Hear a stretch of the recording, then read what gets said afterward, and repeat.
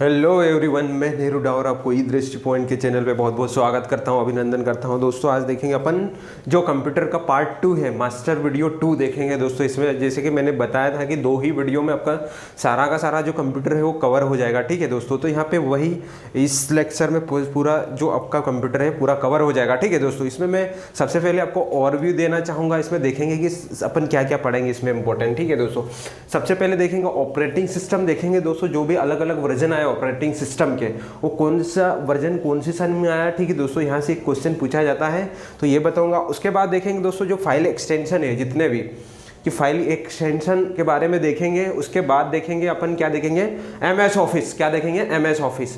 तो MS office से भी आपसे क्वेश्चन पूछा जाता है। ठीक है दोस्तों, तो MS ऑफिस के देखेंगे, इसका वर्जन देखेंगे MS ऑफिस के। उसके बाद देखेंगे एक्सेल सीट हो गया, पावर पॉइंट हो गया। ठीक है दोस्तों, उसके बाद वर्ड डॉक्यूमेंट हो गया।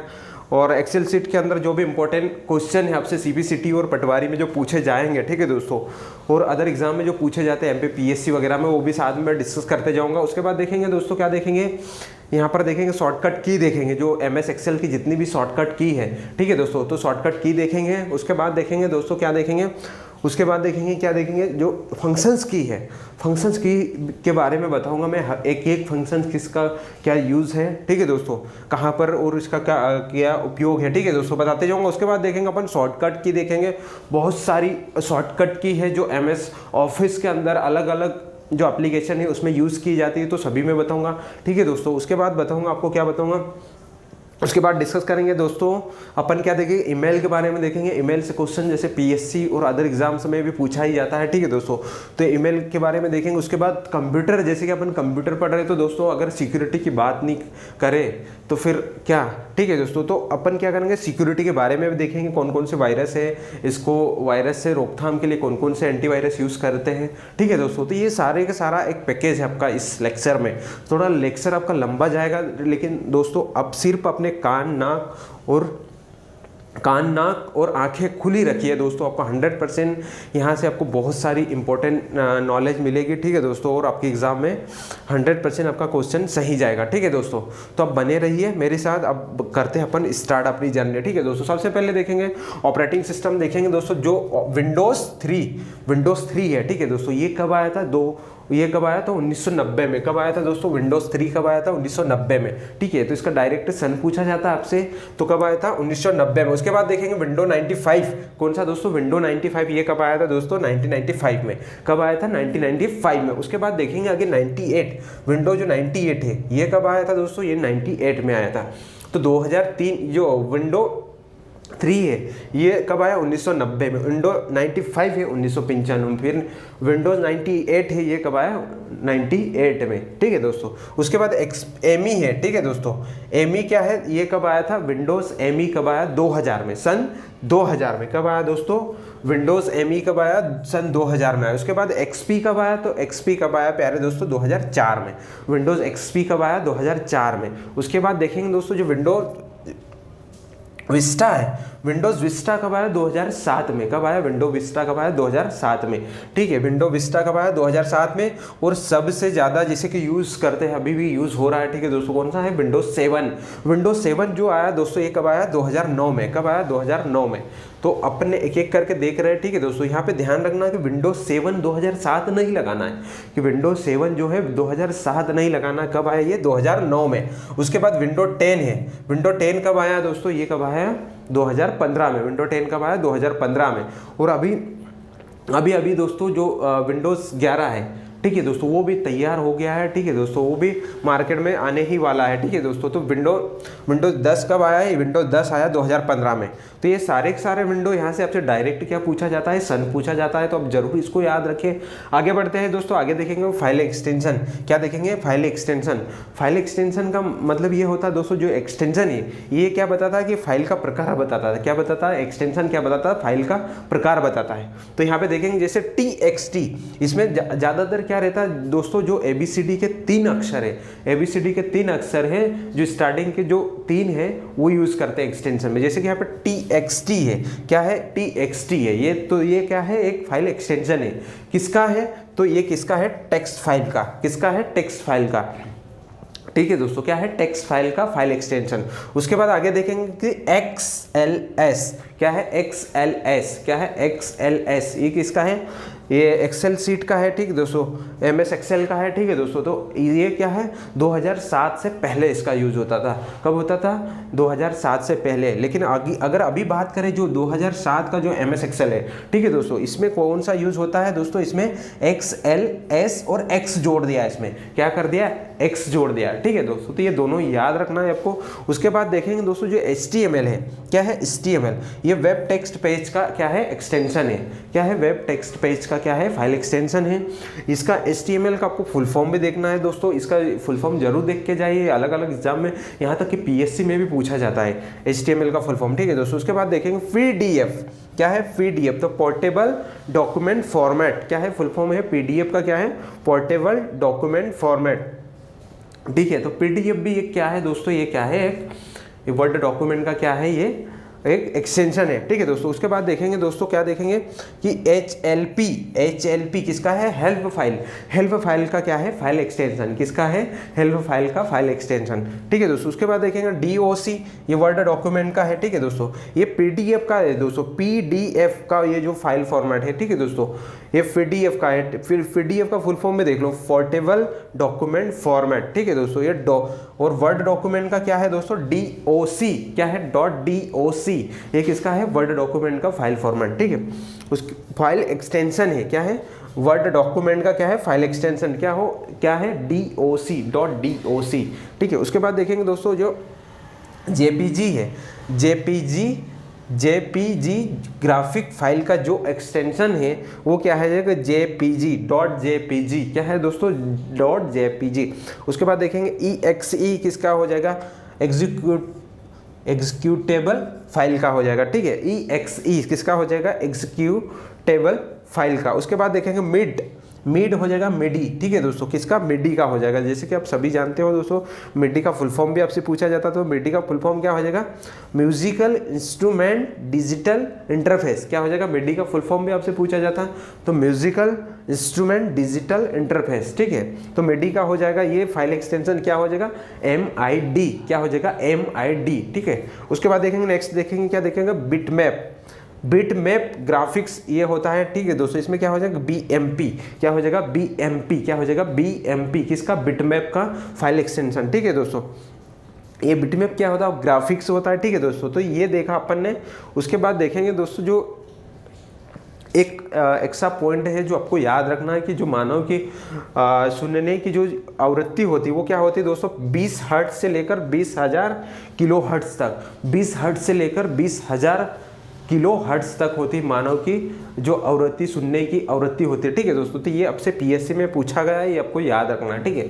अब आगे देखते हैं दोस्तों, क्या देखते हैं MS ऑफिस, आगे क्या देखेंगे MS ऑफिस। तो MS ऑफिस में देखेंगे दोस्तों जो MS ऑफिस 97, ठीक है दोस्तों। तो ये MS ऑफिस के अलग अलग वर्जन है, ठीक है दोस्तों। MS ऑफिस 97 है, MS ऑफिस 2000 है, 2003 है, MS ऑफिस कौन सा हो गया XP हो गया, MS ऑफिस 2007 हो गया, ठीक है दोस्तों। तो MS ऑफिस के अंदर बहुत सारे एप्लीकेशन होते हैं, जैसे कि क्या वर्ड डॉक्यूमेंट हो गया, पावर पॉइंट हो गया, MS एक्सेल हो गया, MS एक्सेस हो गया, आउटलुक हो गया, ठीक है दोस्तों। ये क्या एप्लीकेशन है इसके, ठीक है दोस्तों। इसके अंदर है एक MS ऑफिस, क्या है एक पूरा का पूरा पैकेज है, इसके अंदर बहुत सारे एप्लीकेशन होते हैं, ठीक है दोस्तों। तो इसमें सबसे ज़्यादा आपसे जो पूछे जाते हैं, वैसे तो मैंने सब एक एक एप्लीकेशन के ऊपर अलग अलग वीडियो बनाया है, ठीक है दोस्तों। इसमें मैं आप साइट पे जाइए, अगर आपको पूरा डिटेल में देखना है तो आप जरूर जाइए, वहाँ पे सारे के सारे वीडियो डले हुए हैं, आप देख सकते हो, ठीक है दोस्तों। यहाँ पे जो मोस्ट इंपॉर्टेंट चीज़ें हैं वही डिस्कस कर पाएंगे, ठीक है। तो यहाँ पे देखेंगे दोस्तों जो MS एक्सेल है, ठीक है दोस्तों। सबसे पहले एक बार फिर देख लीजिए जो MS ऑफिस के अंदर क्या क्या होता है, MS एक्सेल होता है, MS पावर पॉइंट होता है, MS एक्सेस होता है, एक्सेल अलग है, एक्सेस अलग है, ठीक है दोस्तों, इसी के अंदर होता है।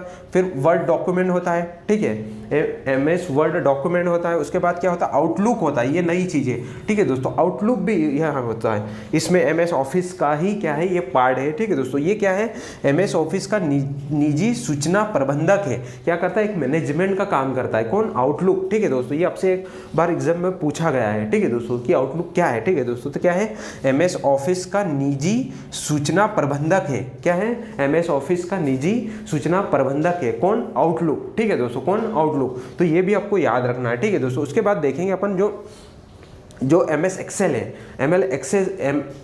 जो MS एक्सेल सॉरी क्या है, MS एक्सेस है। इसमें देखेंगे जो एक्सेल सीट है, इससे इंपॉर्टेंट जो क्वेश्चन पूछे जाते हैं वो देखेंगे। तो यहाँ पे जो सेल है, ठीक है दोस्तों, सेल क्या है? ये एक्सेल प्रोग्राम का मूल तत्व है। ठीक है दोस्तों, क्या है? MS जो सेल क्या है? एक्सेल प्रोग्राम का मूल तत्व है। ठीक है दोस्तों, और इसी को क्या बोलते हैं? वर्कशीट की सबसे छोटी इकाई भी बोलते हैं। किसको? सेल को। ठीक है दोस्तों, जैसे एक्सेल सीट आप जानते होंगे ऐसी बनी हुई रहती है। ठीक है दोस्तों, ये रहती है एक्सेल शीट। इसमें जो ये वाले रहते हैं, ये कॉलम बोलते हैं इनको, और ये वाली आड़ी जो आड़ी लाइन रहती है, इसको क्या बोलते हैं दोस्तों? ये रो रहता है। तो कॉलम और रो रहता है, इसमें अंदर देखेंगे, आगे भी देखेंगे। तो ये जो रहता है इसको क्या बोलते हैं अपन? सेल बोलते हैं। क्या बोलते हैं? सेल। तो यही जो सेल है दोस्तों, जो सेल है यही क्या रहती है? वर्कशीट की सबसे छोटी इकाई। सेल क्या रहती है? वर्कशीट की सबसे छोटी इकाई। और इसी को क्या बोलते हैं? एक्सेल प्रोग्राम का मूल तत्व बोलते हैं। किसको? इसी को, सेल को। ठीक है दोस्तों, आगे देखेंगे जो एक सेल है। ठीक है दोस्तों, एक सेल के अंदर कितने? 32,767 कैरेक्टर लिख सकते हैं। ठीक है दोस्तों, एक सेल के अंदर कितने कैरेक्टर आ सकते हैं दोस्तों? 32,767 कैरेक्टर। ठीक है, उसके बाद देखेंगे दोस्तों जो सेल्स है, ये क्या होता है? बहुत सारी जो अगर सेलें, ये जैसे कि ये है, इसमें बहुत सारी सेलें, तो बहुत सारी सेलें मिलकर क्या बनेगी? वर्कशीट। क्या बनेगी दोस्तों? वर्कशीट बनेगी। किससे? सेलों से मिलकर। और अगर बाय डिफॉल्ट 3 वर्कशीट अगर मिला देंगे, कितनी? 3 वर्कशीट मिला देंगे तो क्या बन जाएगी? वर्कबुक। ठीक है दोस्तों, तो ये आपसे एक बार पूछा भी गया है कि वर्कबुक कितनी वर्कशीट से मिलकर बनी है। तो 3 आपको याद रखना है। ठीक है दोस्तों, कितनी? 3 वर्कशीट अगर मिला देंगे तो बाय डिफॉल्ट 3 वर्कशीट से मिलकर एक वर्कबुक बनती है। ठीक है, ये आपसे एग्जाम में पूछा गया क्वेश्चन है। उसके बाद देखेंगे जो एक्सेल 2010 है। ठीक है, MS एक्सेल 2010 का इसका एक्सटेंशन तो आपको याद रखना है, जैसे XLSX। ठीक है, .XLSX। ठीक है, ये हो गया एक्सटेंशन। उसके बाद देखेंगे दोस्तों जो रो है, जो MS एक्सेल 2010 है, MS एक्सेल 2010 में है, इसमें रो कितनी होती है दोस्तों? इसमें रो कितनी होती है? 10,48,576। कितनी होती है रो? 10,48,576। ठीक है दोस्तों, इसमें अगर कॉलम की बात कर ले तो कॉलम कितने हो जाएंगे? 16,384। कितने होते हैं? 16,384। ठीक है दोस्तों, इसमें एक चीज़ और ध्यान रखना दोस्तों, जो कॉलम है उसको अपन ABCD से दर्शाते हैं। किससे दर्शाते हैं? ABCD से। किसको? कॉलम को किससे दर्शाते हैं? ABCD से। और जो रो रहती है, रो को किससे दर्शाते हैं दोस्तों? रो को किससे दर्शाते हैं अपन? गिनती से 1 2 3 4 5 6।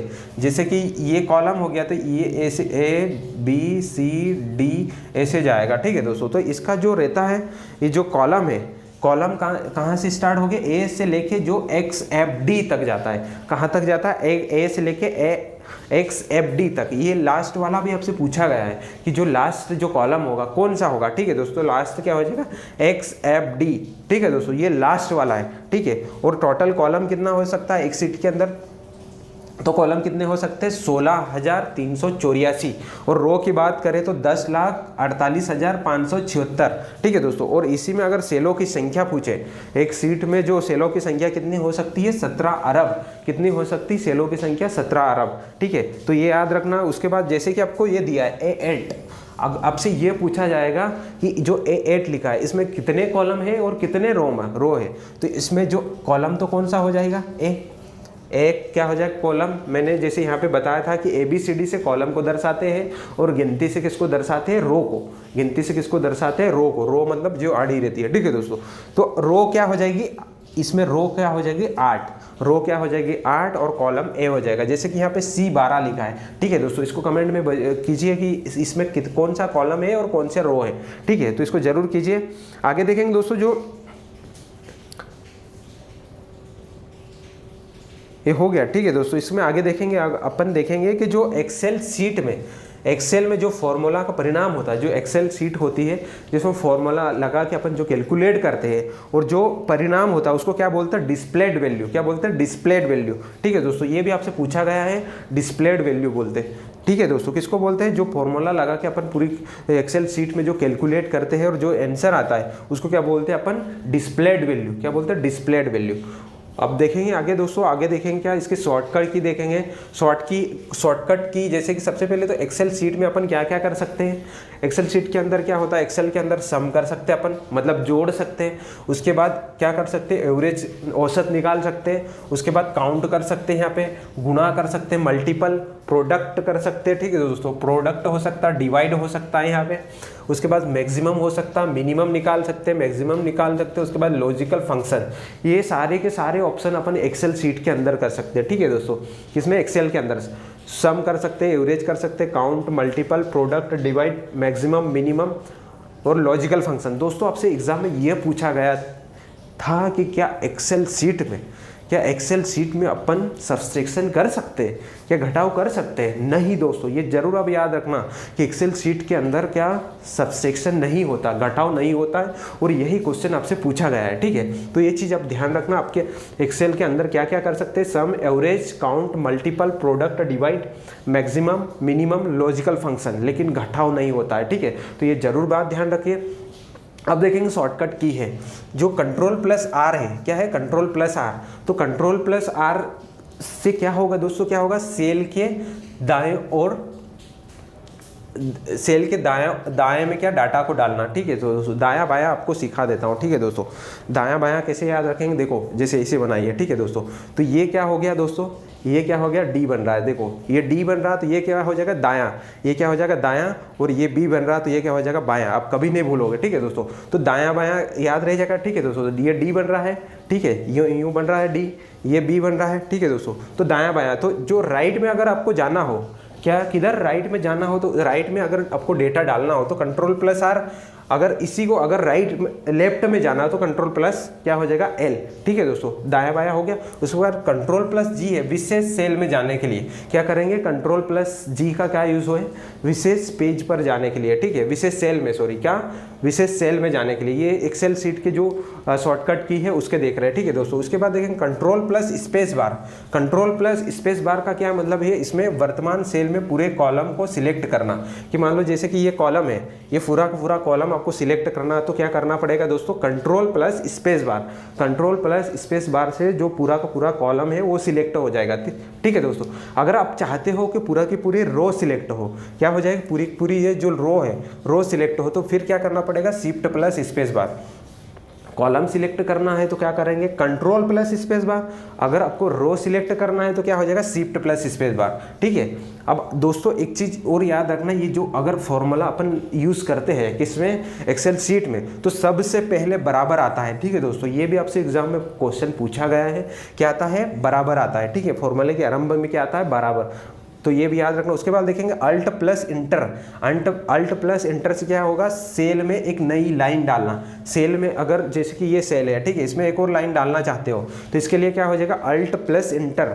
अल्ट प्लस इंटर से एक नई लाइन डल जाएगी। ठीक है दोस्तों, उसके बाद क्या हो जाएगा, shift plus F11। Shift plus F11 से क्या हो जाएगा, वर्क बुक में एक नई वर्कशीट डालना। जैसे कि एक वर्क बुक है, ठीक है दोस्तों, उसमें अगर आप चाहते हो कि एक वर्कशीट और डल जाए, ठीक है दोस्तों, तो क्या करेंगे, शिफ्ट के साथ F11, जो फंक्शंस की 11 है उसको दबाएंगे। ठीक है दोस्तों, शिफ्ट के साथ F11 यूज करेंगे तो क्या हो जाएगी, नई वर्कशीट डल जाएगी। ठीक है दोस्तों, उसके बाद देखेंगे जो हॉरिजॉन्टल होता है दोस्तों, हॉरिजॉन्टल क्या होता है, कॉलम, मतलब जो खड़े रहते हैं उसको क्या हॉरिजॉन्टल बोलते हैं, तो उसको वो हॉरिजॉन्टल क्या रहते हैं, कॉलम रहते हैं। और वर्टिकल मतलब आड़ा। ठीक है दोस्तों, तो आड़े में क्या हो जाएगा, रो। ये आप समझ गए। उसके बाद सेल जो है, सेल के अंदर अपन क्या कर सकते हैं, कट कर सकते हैं। इसके अंदर तुम कॉपी कर सकते हो, पेस्ट कर सकते हो, एडिट कर सकते हो, डिलीट कर सकते हो, मर्ज कर सकते हो। तो इतने ऑपरेशन आप इसके अंदर कर सकते हो, जो भी आपके पास लिखा, कट कर सकते हो, कॉपी, पेस्ट, एडिट, डिलीट, मर्ज। ठीक है दोस्तों, तो ये पूरा का पूरा अपन ने एक्सेल सीट का देखा। बहुत इंपॉर्टेंट बातें बताई है, जरूर आप ध्यान रखिए। ठीक है, अब आगे देखेंगे, क्या देखेंगे दोस्तों, मोस्ट इंपॉर्टेंट फंक्शंस की। क्या देखेंगे, फंक्शंस की। बहुत सारे स्टूडेंट इसको यूज़ भी नहीं करते, बहुत सारे जो कंप्यूटर पर काम करते हैं वो भी नहीं यूज़ करते, तो आपको बताऊंगा। ठीक है दोस्तों, जो सारी की सारी जो फंक्शंस की उनके क्या यूज़ है। जैसे कि अपन सबसे पहले देखेंगे जो फंक्शंस की फर्स्ट है, इसका यूज़ क्या है दोस्तों, इसका यूज़ काय के लिए, ये हेल्प के लिए होती है। कौन सी फंक्शंस की फर्स्ट काय के लिए होती है, हेल्प के लिए।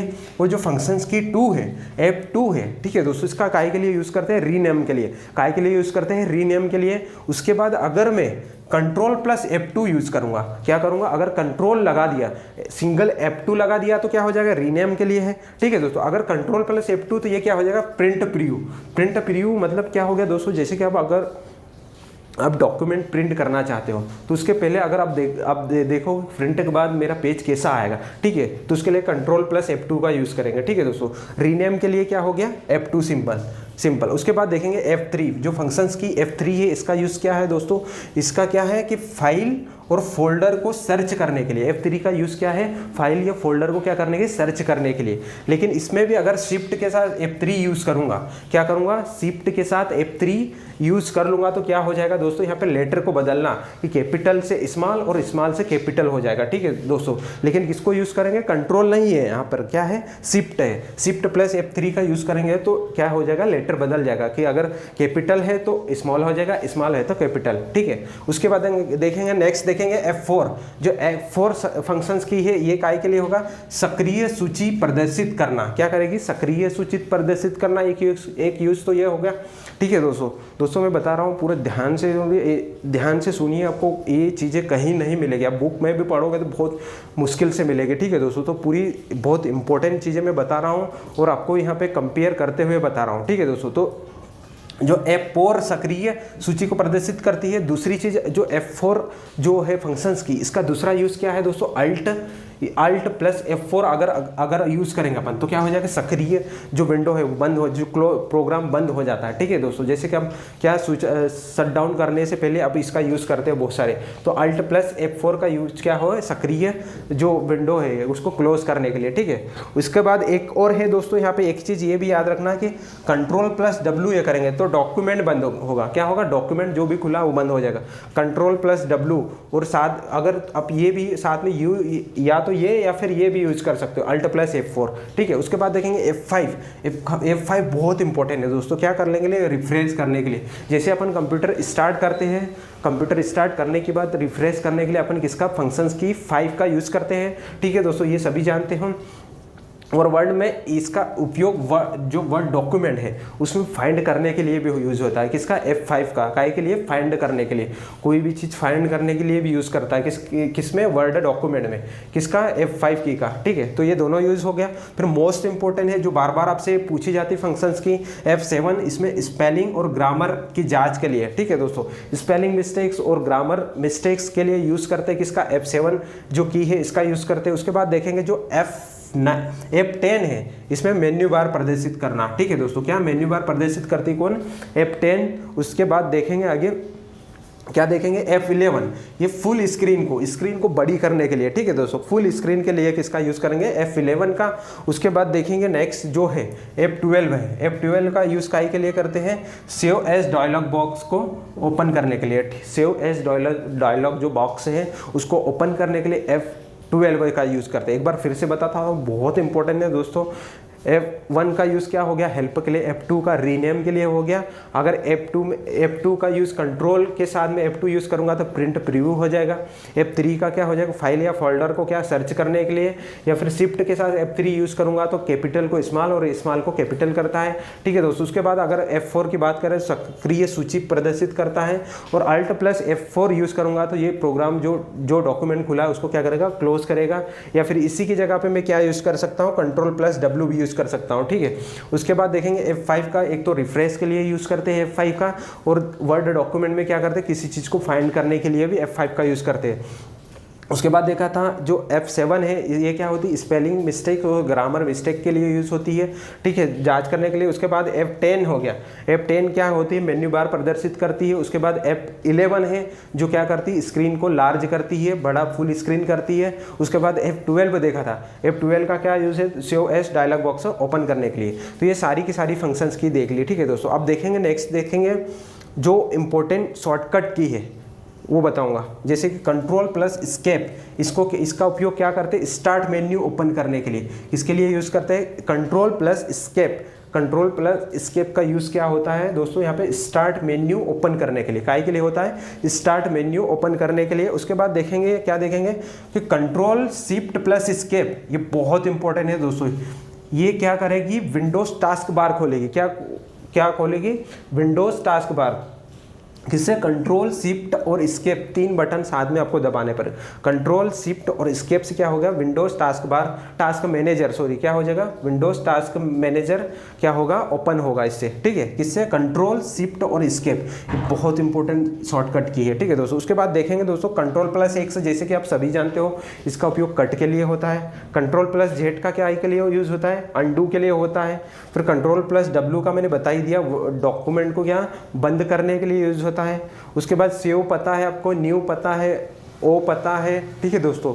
ये बेसिक चीज़ें तो आपको पता है, इसमें जो इंपॉर्टेंट है वही बता रहा हूँ। उसके बाद बहुत इंपॉर्टेंट है आपसे कंट्रोल+H, ये क्या करेंगे? रिप्लेस के लिए। जैसे मान लो कोई डॉक्यूमेंट है, वहाँ पे बहुत जगह आपने इंदौर इंदौर इंदौर इंदौर यूज़ कर रहा है, ठीक है, लेकिन आप चाहते हो कि इंदौर की जगह क्या हो जाए? भोपाल आ जाए। क्या करें? इंदौर जहाँ भी शब्द लिखा वहाँ पे भोपाल आ जाए, तो कंट्रोल+H अब यूज़ करके क्या कर सकते हो? जहाँ इंदौर की जगह पे भोपाल कर दोगे तो क्या हो जाएगा? सारी जगह पे भोपाल हो जाएगा, ठीक है।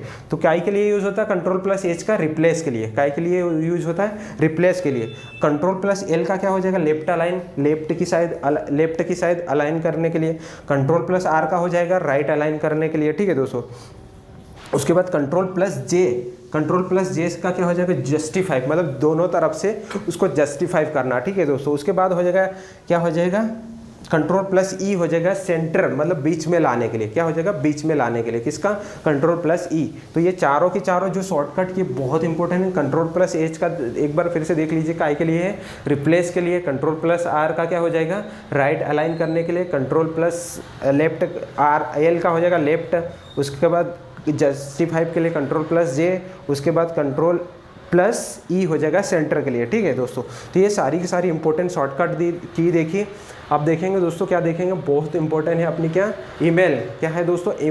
ईमेल का देखेंगे, इस पर बहुत इंपॉर्टेंट है। ईमेल मोस्ट इंपॉर्टेंट है दोस्तों, इससे 100% आपका क्वेश्चन आता ही है। तो ईमेल, सबसे पहले तो ईमेल का फुल फॉर्म आपसे पूछा जाता है, इलेक्ट्रॉनिक मेल। क्या है? इलेक्ट्रॉनिक मेल है इसका फुल फॉर्म, ठीक है दोस्तों। उसके बाद पूछेंगे कि जो ईमेल का फादर कौन है?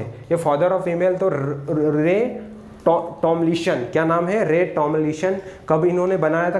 कब बनाया था इसको? 1971 में, ठीक है दोस्तों। अमेरिकी नागरिक थे, अमेरिका के थे, ठीक है दोस्तों। क्या नाम है? रे टॉमलिशन। क्या नाम है? फादर ऑफ ईमेल कौन है?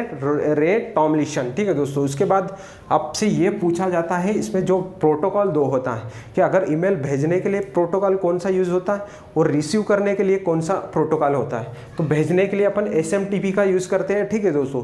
जैसे कि आप सभी जानते हो, इसका कई बार तो आपसे सिर्फ SMTP का फुल फॉर्म ही पूछा जाता है। तो SMTP का फुल फॉर्म क्या हो जाएगा? Simple mail transfer protocol. क्या हो जाएगा? सिंपल मेल ट्रांसफ़र प्रोटोकॉल, ठीक है। फुल फॉर्म ये हो जाएगा। और इसी का यूज़ करते SMTP का अपन क्या करते हैं? ईमेल को सेंड करने के लिए। ईमेल को सेंड करने के लिए कौन से प्रोटोकॉल का यूज़ होता है? तो SMTP। अब रिसीव करने के लिए किसका हो जाएगा? POP। क्या हो जाएगा? POP। और POP का फुल फॉर्म क्या हो जाएगा? Post office protocol. क्या हो जाएगा? Post office protocol. तो ये दोनों को दोनों याद करना है, ठीक है दोस्तों, याद रखना है इसको। अब आगे देखेंगे दोस्तों, जो ईमेल के 3 पार्ट होते हैं। क्या क्या होता है? यूज़र नेम होता है, डोमेन नेम होता है और एक्सटेंशन इसमें। जैसे कि ये क्या है? जैसे क्या है? ई दृष्टि पॉइंट है, ये क्या हो गया? User name. क्या हो गया? User name. और ये यूज़र नेम जो है दोस्तों, ये मैक्सिमम कितने? 64 कैरेक्टर का हो सकता है। कितने? 64 कैरेक्टर का हो सकता है यूज़र नेम। उसके बाद बीच में एक जो चिन्ह आता है, इसको @ बोलते हैं, ठीक है दोस्तों। फिर क्या हो जाएगा? जीमेल डोमेन नेम हो गया। और एक्सटेंशन आता है, जैसे कि एक्सटेंशन ये हो गया, जैसे वहाँ पे एक्सटेंशन क्या हो जाएगा? .com। तो ये क्या हो जाएगा दोस्तों? ये एक्सटेंशन हो जाएगा, ठीक है। तो ये ईमेल हो गया। उसके बाद देखेंगे जो ईमेल का फॉर्मेट क्या होगा दोस्तों, मोस्ट इंपॉर्टेंट है। ये आपकी एग्ज़ाम के लिए तो इम्पोर्टेंट है, आपकी जनरल लाइफ में भी बहुत इंपॉर्टेंट है, ठीक है दोस्तों। यहाँ पे बहुत सारे स्टूडेंट ईमेल सेंड करते बहुत कंफ्यूजन होते हैं कि यहाँ पे कहाँ पे क्या लिखूँ। तो मैं बताऊँगा आपको बहुत बढ़िया तरीके से। जैसे फ्रॉम है, ठीक है दोस्तों, यहाँ पे फ्रॉम में तो क्या आएगा? जो भेजने वाले का मेल। जैसे मैं भेज रहा हूँ तो कौन सा ईमेल आ जाएगा मेरा? ये ई दृष्टि पॉइंट, ठीक है दोस्तों। ई दृष्टि पॉइंट भेजने वाले का आ गया। लेकिन किसको भेजना है तो 2 में क्या लिखेंगे? जो पाने वाला का, किसको भेजना है, जिसको भेजना है उसका 2 में आएगा, ठीक है दोस्तों। फिर क्या रहेगा? सब्जेक्ट में अपन क्या लिखते हैं? सब्जेक्ट में लिखते हैं प्यारे दोस्तों, क्या लिखते हैं यहाँ पे? सब्जेक्ट में लिखेंगे कि अपन क्या कौन अपने जो ईमेल जो सेंड कर रहे हैं किस टॉपिक के ऊपर या क्या सब्जेक्ट अपना, कि उसमें अपन डॉक्यूमेंट भेज रहे हैं या और क्या है, ठीक है दोस्तों। तो सब्जेक्ट में अपन क्या लिख देंगे, विषय में लिख देंगे यहाँ पे, ठीक है। तो ये 3 चीज़ें आ गई समझ में। ईमेल के 3 मेन पार्ट है यहाँ पे, क्या फ्रॉम में जैसे मैं भेज रहा हूँ तो मेरा आएगा, टू किसको भेजना है उसका भेजने वाले का आएगा, किसको भेजना है जो मतलब पाएगा उसको, ठीक है। फिर सब्जेक्ट में आ जाएगा विषय, एक बार फिर से देख ले, फ्रॉम में मेरा आ जाएगा मैं भेज रहा हूँ, फिर किसको जाएगा तो उसमें टू में आएगा, फिर सब्जेक्ट आ जाएगा विषय। अब मोस्ट इंपॉर्टेंट यहाँ से है ये पूछा जाता है सीसी का फुल फॉर्म क्या है, ठीक है दोस्तों। क्या पूछा जाता है कि सीसी का फुल फॉर्म क्या है, कार्बन कॉपी, क्या है कार्बन कॉपी। आपसे जो सीपीसीटी में मोस्ट इंपॉर्टेंट क्वेश्चन है, सीसी का फुल फॉर्म क्या हो जाएगा, कार्बन कॉपी। और बीसीसी का पूछा जाए तो ब्लाइंड कार्बन कॉपी, क्या हो जाएगा, ब्लाइंड कार्बन कॉपी। जो सीसी जो है ना दोस्तों, इसमें क्या रहता है, किसमें, जैसे कि सीसी का मतलब ये होता है कि अपन जिसको भी, जैसे ग्रुप में आप मेल सेंड कर रहे हो तो पता हो जाएगा कि मेरे साथ में और किसको किसको मेल सेंड करा है, ठीक है दोस्तों। तो ये सीसी का मतलब होता है। और बीसीसी ब्लाइंड कार्बन कॉपी, इसमें पता नहीं चलेगा कि मेरे साथ ही और किसको किसको ईमेल भेजने वाले ने भेजा है, ठीक है दोस्तों। तो यही हो गया, आपको सिर्फ यहाँ पे ये याद रखना सीसी का मतलब क्या होता है और बीसीसी का क्या मतलब होता है, ठीक है दोस्तों। उसके बाद देखेंगे जो फ्री ईमेल सेवा, आपसे डायरेक्ट ये पूछा जाता है कि कौन कौन है जो फ्री ईमेल सेवा देते हैं, ठीक है दोस्तों। तो याहू हो गया, जीमेल हो गया, हॉटमेल हो गया, रेडिफ हो गया, ठीक है दोस्तों। क्या क्या हो गया, याहू, जीमेल, हॉटमेल और रेडिफ, ये क्या है, फ्री सेवा है यहाँ पे ईमेल के। अब देखेंगे दोस्तों यहाँ पे क्या देखेंगे अपन, मोस्ट इम्पोर्टेंट जो टॉपिक है अपना सिक्योरिटी से संबंधित, क्या सिक्योरिटी से संबंधित सॉरी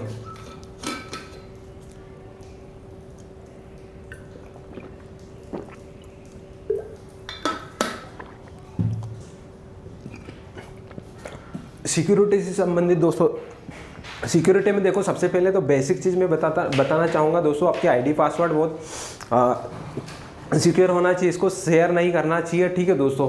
और आपके जो पासवर्ड है वो भी थोड़ा मतलब सभी चीज़ें उसमें हो, नंबर भी होना चाहिए, अल्फ़ा नंबर होना चाहिए, उसमें सिंबल भी होना चाहिए, इस प्रकार से जो मजबूत आपको पासवर्ड बनाना चाहिए, ठीक है दोस्तों। दूसरी चीज़ अपनी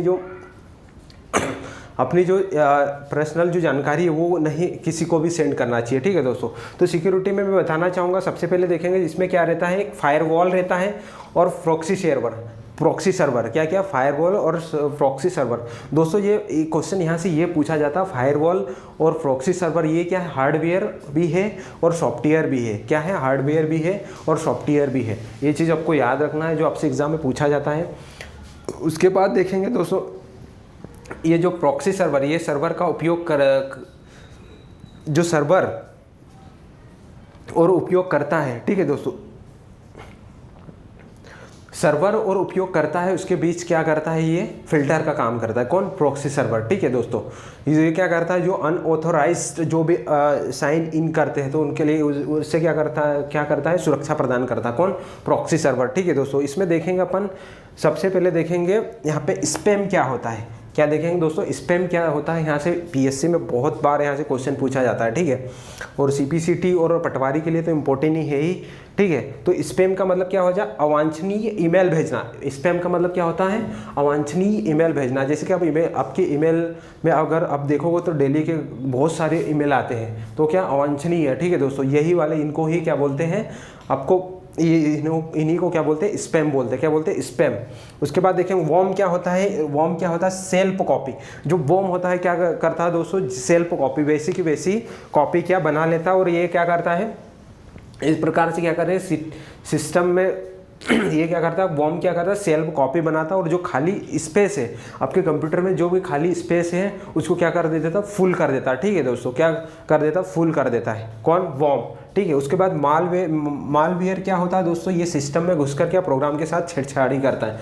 मालवेयर क्या है कि आपके कंप्यूटर में घुसकर क्या छेड़छाड़ी, आईडी पासवर्ड और इसके साथ छेड़छाड़ी करना, इसको मालवेयर बोलते हैं। स्पैम में अवांछनीय ईमेल भेजना, ठीक है दोस्तों। उसके बाद देखा था वॉर्म में क्या हो जाएगा, सेल्फ कॉपी बनाना, मतलब जो आपके कंप्यूटर में स्पेस है उसको भर देना, ठीक है, फिर सेल्फ कॉपी बना के, ठीक है, मालवेयर हो गया। ट्रोजन हॉर्स क्या होता है दोस्तों, ट्रोजन हॉर्स क्या होता है, एक प्रकार का ये भी वायरस है। ट्रोजन हॉर्स क्या है, है, एक प्रकार का वायरस है। उसके बाद देखेंगे हैकर।